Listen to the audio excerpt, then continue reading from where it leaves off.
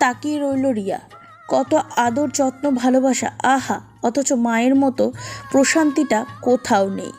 মায়ের ঝাঁঝালো গলার স্বরও মধুর মনে হয়। হাজার বকবকের পরও বেহায়ার মতন হাসতে ইচ্ছা করে। মা কিংবা তার অনুপস্থিতিতে ছেলেদের তুলনায় মেয়েরা একটু বেশি উপলব্ধি করে। আল্লাহ হয়তো মেয়েদের ভিতরে আবেগ জিনিসটা একটু বেশিই দিয়েছেন। তার উপর অবিবাহিত মেয়ে, যাদের সীমা থাকে বাবা মা পর্যন্ত।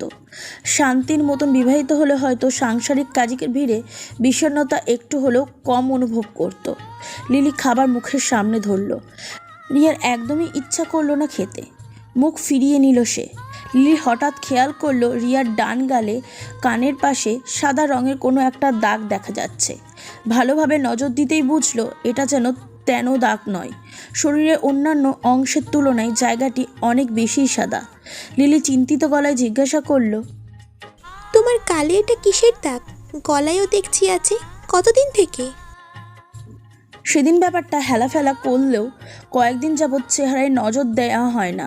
বিছানা ছেড়ে আয়নার সামনে দাঁড়িয়ে খুঁটিয়ে খুঁটিয়ে দেখল রিয়া। পূর্বের তুলনায় অনেকটাই বড় দেখাচ্ছে দাগগুলো। কপাল কুঁচকে বলল, অনেকদিন থেকেই দাগগুলো লক্ষ্য করছি। ভেবেছি পড়াশোনার প্রেশার, পর্যাপ্ত ঘুম না হওয়ায় হয়তো কোনো প্রবলেম দেখা দিয়েছে। এখন দেখছি দাগগুলো বড় হচ্ছে। যেহেতু অনেকদিন থেকেই দাগটা খেয়াল করেছো, একজন স্কিনের ডক্টর দেখানো উচিত ছিল তোমার। আকস্মিক মুঠোফোনের শব্দে দুজনের সেদিকে নজর দিল। রিয়ার পার্সোনাল ফোন ভেবে লিলি বেরিয়ে গেল। যাওয়ার আগে বলে গেল খাবার যেন খেয়ে নেয়। তানভীরের ফোন। টুকটাক কথা বলার পরই একটা সিরিয়াস ব্যাপারে কথা বলতে চাইল সে। লিলির সম্মতি দিল।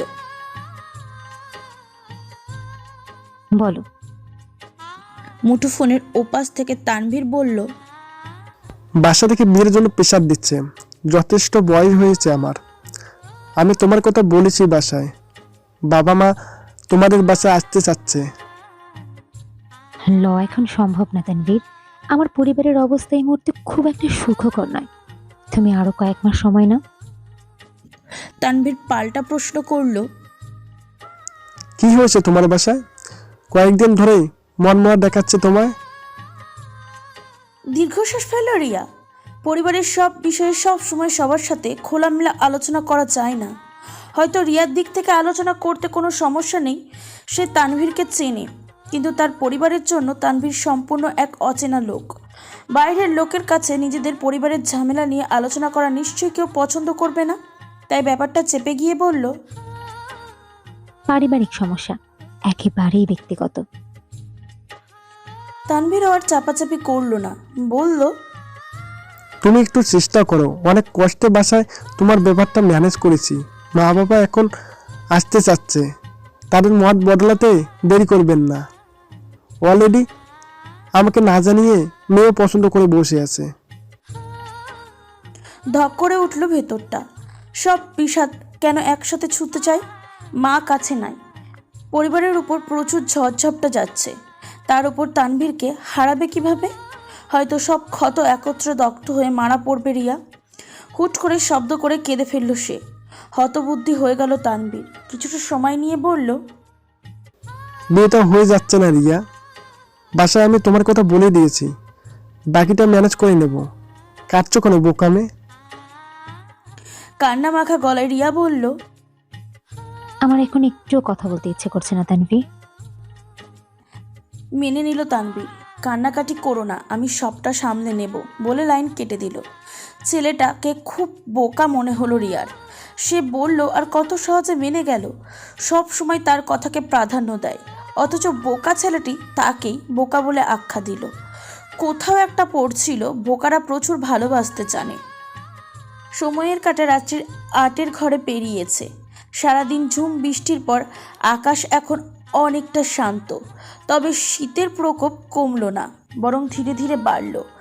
শরীরে একটা পাতলা শার্ট আর শীত নিবারণের চেষ্টায় একটা জ্যাকেট জড়িয়ে আছে রাহাত।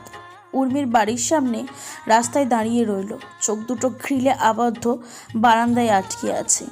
অথচ মেয়েটা দেখা মিলছে না। প্রতিদিন এইভাবে দাঁড়িয়ে থাকে, অতপর নিরাশ হয়ে বাড়ি ফেরে। ঝিরিঝিরি বৃষ্টি নামলো। প্রতিটি বৃষ্টিকণা শরীর ভেদ করে হাড়ে কাঁপন ধরিয়ে দেয়। ঘন্টা দুয়েক দাঁড়িয়ে থেকে বাসায় ফিরতে যাচ্ছিল রাহাত। হুট করে বারান্দায় একটি অবয়ব দেখে থেমে গেল। দৃষ্টি আটকে গেল আবছায়া মানবীর উপর। স্পষ্ট দেখা যাচ্ছে না, তবে অবয়ব বলছে সে উর্মি। তৃষ্ণাত্ম চোখ চোরা নড়চড় হলো না। ইতিমধ্যে ঠান্ডায় কয়েক দফা হাঁচি দেওয়া শুরু হয়ে গেছে। বারান্দায় দাঁড়িয়ে নিজেকে আড়াল করার বৃথা চেষ্টা আজ আর করল না উর্মি। এক দৃষ্টে বৃষ্টি দেখে গেল। বৃষ্টি দেখলো বললে ভুল হবে, দেখে গেল এক সময়ে নিজের পাওয়া মানুষটিকে। সরাসরি তাকালো রাহাতের দিকে। ল্যাম্পপোস্টের হলুদ আলোয় স্পষ্ট দেখা যাচ্ছে রাহাতকে। টপ টপ বৃষ্টির পানি চোয়াল গড়িয়ে বুক পর্যন্ত ভিজিয়ে দিচ্ছে পুরো শরীর। ফোন হাতেই ছিল উর্মির। স্ক্রিনে আঙুল চালিয়ে ফোন কানে তুলল। বিকট শব্দে ফোন বেজে ওঠার খোর কাটল রাহাতের। পকেটে পড়ে ফোন ভিজে যাচ্ছে। সে খেয়ালটুকু তার নেই। উর্মির ফোন পেয়ে আসার আলো দেখল, কিন্তু পরক্ষণেই হতাশ হতে হলো তাকে। দৃষ্টি রাহাতের উপর আবদ্ধ রেখেই কানে ফোন তুলে উর্মি বলল,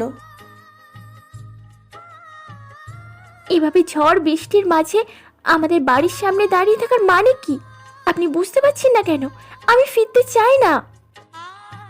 অন্ধকার অবয়ব দেখা গেলেও মুখমণ্ডল স্পষ্ট নয় উর্মি, তাই মুখভঙ্গি বোঝা গেল না। তবে রাহাত আন্দাজ করে নিয়েছে, যথেষ্ট কঠিন করে রেখেছে মুখশ্রী।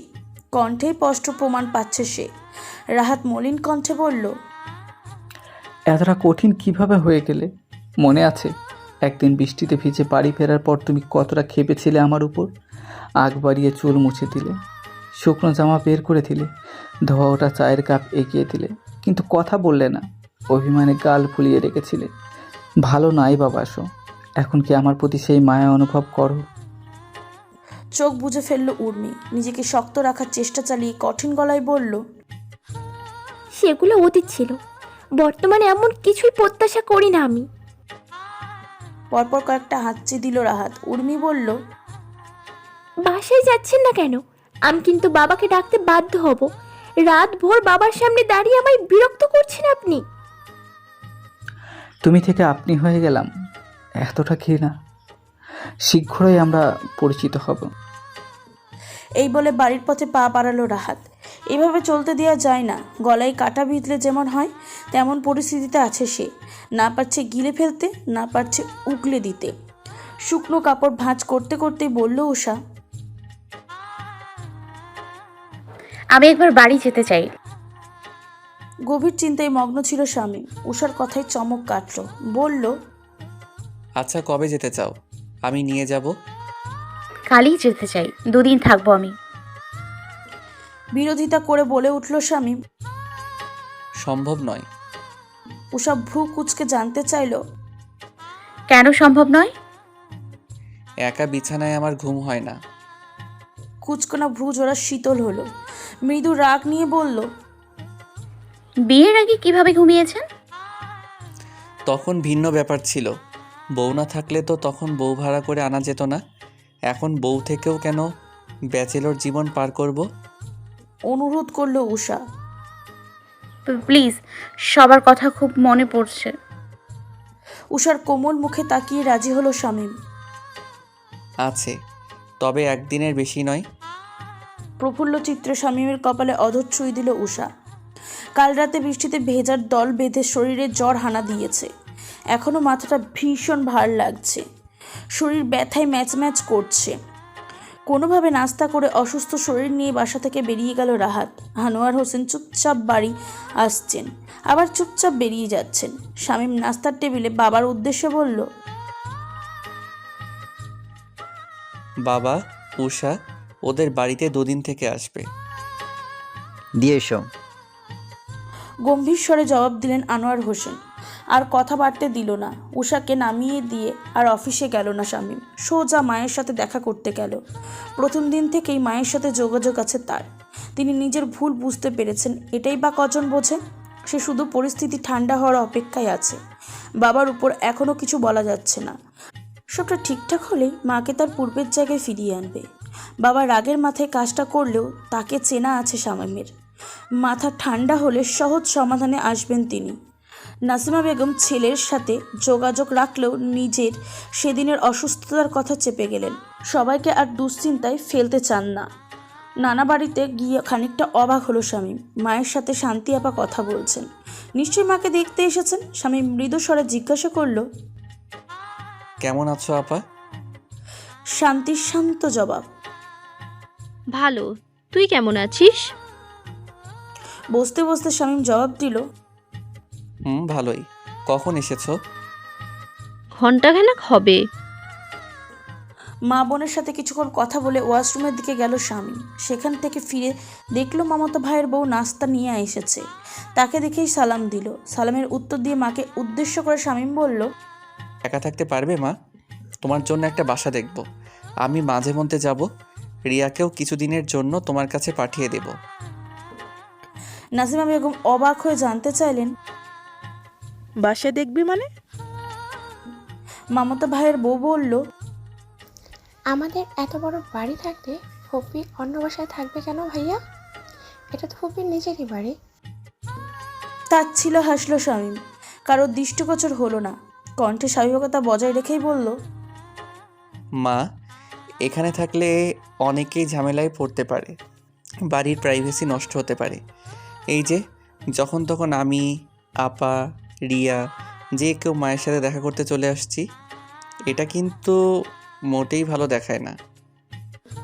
শামীমের মামাতো ভাইয়ের বউ খানিকটা থতমত খেয়ে বলল। নাস্তা করুন ভাইয়া, আমি চলে রান্না ফেলে এসেছি। শান্তি ভ্রু কুচকে জিজ্ঞাসা করলো। কি হয়েছে বল তো, এভাবে কথা বলছিস কেন? ওয়াশরুমে যাওয়ার সময় শুনতে পেলাম মা, এই বাড়িতে থাকায় ভাবিদের খুবই প্রবলেম হচ্ছে। বাড়তি একজন লোকের কাজ বেড়েছে। যখন তখন আমরা আশায় প্রাইভেসি নষ্ট হচ্ছে। দীর্ঘশ্বাস ফেললেন নাসিমা বেগম। উনি এই বাড়িতে আসার প্রথম দিন সব ঠিকঠাক চললেও বিপত্তি ঘটল পরের দিন। সবাই যখন জানলো তিনি একেবারে এই বাড়িতে চলে এসেছেন, তখন থেকেই সবটা বদলে গেল। আগের মতন যত্ন আত্তি চলল না। ভাইপো বউয়েরা ওনাকে শুনিয়ে শুনিয়ে নিজেদের মধ্যে আলাপ করছে। বুড়ো বয়সে এদের পিছনে কে খাটবে? আল্লাহ না করুক যদি অবশ হয়ে ঘরে ঢুকে যায়, তখন সব পরিষ্কার করবে কে? সব আপদ ঘাড়ে এসে উঠেছে। বাবা যে কি করে না, ছেলে বউয়ের পেছনে প্যাচ লাগিয়ে এসেছে। আমাদের শান্তি দেবে না কি? সেদিনই বুঝে গেলেন নাসিমা বেগম এই জগতে কেউ কারোর আপন নয়। আগে ফুপু বলে জান দিত, আর বিপদে পড়তেই মুখোশ পাল্টে গেল। খুব একটা আফসোস করতে পারলেন না তিনি। মনে পড়ে গেল নিজেও তো বিপদের সময় উর্মিকে আসল রূপ দেখিয়েছেন। এখন শামীমের কথা অনুযায়ী নতুন বাসায় উঠলে নানান কথা হতে পারে বাড়িতে। তাই শামীমকে থামিয়ে বললেন। ঝোঁকের মাথায় বলে ফেলেছে হয়তো, এমনি আমার সাথে খারাপ ব্যবহার করে না। শান্তি মুখ অন্ধকার করে বলল। যত যাই বলো মা, শামীম যা বলেছে তাই করো। এখন আড়ালে বলছে, 2 দিন পর সামনাসামনিও বলবে তোমায়। কথা ঘুরিয়ে দিলেন নাসিমা বেগম। তোদের নানু একা মানুষ, মায়ের কাছে থাকতে ভালোই লাগছে। অন্য বাসায় উঠলে একা একা দিন কাটবে না আমার। শামীমের নির্লিপ্ত জবাব। এখানে থাকতে চাইছো? থাকো। আমি তোমার খাবার খরচের টাকা দিয়ে দিব। তাছাড়া বেশি দিন থাকতে হবে না তোমায়। অনেকদিন যাবৎ বিভিন্ন হুজুরদের কাছে হাঁটাহাঁটি করছে রাহাত। তাদের মসজিদের ইমাম একজন আলেমের সন্ধান দিলেন, যিনি বিস্তারিত বর্ণনা করে সঠিক তথ্য দিতে পারেন তালাকের ব্যাপারে। বহু কষ্টে সেই আলেমের কাছ থেকে 1 ঘন্টা সময় চেয়ে নিয়েছে। রাহাত নিজে জানলে তো চলবে না, সবাইকে জানাতে হবে ভেবে বাবাকে ফোন করে উর্মিদের বাসায় যেতে বলল। সে এখান থেকে হুজুরকে সঙ্গে নিয়ে যাবে। উর্মিদের বাসায় যাওয়ার কারণ জানতে চাইলেন আনোয়ার হোসেন। রাহাত বলল, গেলেই জানতে পারবে। ছেলে আবার কি কাণ্ড করতে চলেছে এই ভেবে বেয়ারে বাড়ির উদ্দেশ্যে রওনা দিলেন আনোয়ার হোসেন। বাড়িতে আনোয়ার হোসেনকে দেখে মোটামুটি সবাই অবাক হয়েছে, কেননা সকালেই উষা এসেছে। তার শ্বশুর আসবে এই কথা তো সে বলেনি। উষা বলল, বাবা সকালে বললেন না কেন আপনি আসবেন? মেয়েদের দেখতে বাবার আবার বলে আসতে হয়? উষা লজ্জিত ভঙ্গিতে বলল। আমি সেটা বলিনি বাবা। উষা মায়ের সাথে রান্নাঘরে ঢুকলো।